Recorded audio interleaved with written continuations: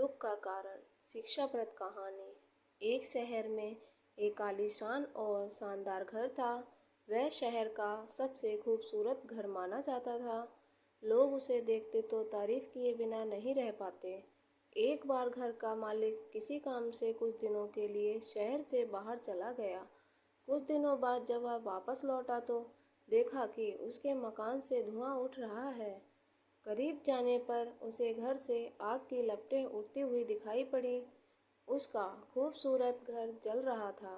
वहाँ तमाशाबीनों की भीड़ जमा थी जो उस घर के जलने का तमाशा देख रही थी। अपने खूबसूरत घर को अपनी ही आंखों के सामने जलता हुआ देख वह व्यक्ति चिंता में पड़ गया।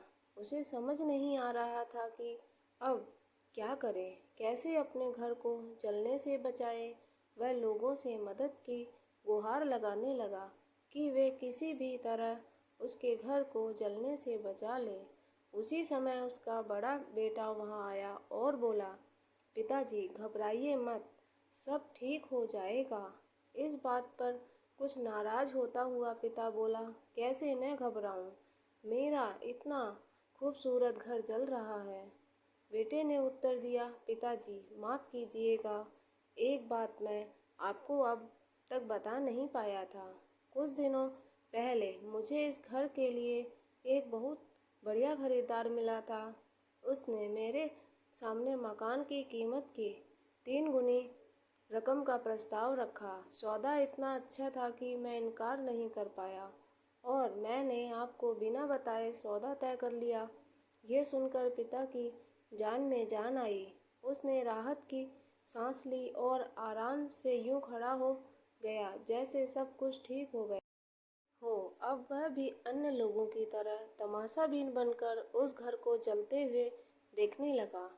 तभी उसका दूसरा बेटा आया और बोला, पिताजी हमारा घर जल रहा है और आप हैं कि बड़े आराम से यहाँ खड़े होकर इसे जलता हुआ देख रहे हैं। आप कुछ करते क्यों नहीं? बेटा, चिंता की बात नहीं है। तुम्हारे बड़े भाई ने यह घर बहुत अच्छे दाम पर बेच दिया है। अब ये हमारा नहीं रहा, इसलिए अब कोई फर्क नहीं पड़ता।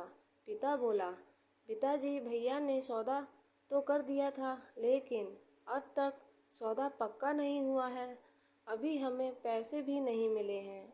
अब बताइए, इस जलते हुए घर के लिए कौन पैसे देगा? यह सुनकर पिता फिर से चिंतित हो गया और सोचने लगा कि कैसे आग की लपटों पर काबू पाया जाए। वह फिर से पास खड़े लोगों से मदद की गुहार लगाने लगा। तभी उसका तीसरा बेटा आया और बोला, पिताजी घबराने की सच में कोई बात नहीं है। मैं अभी उस आदमी से मिलकर आ रहा हूँ जिससे बड़े भाई ने मकान का सौदा किया था। उसने कहा है कि मैं अपनी जुबान का पक्का हूँ।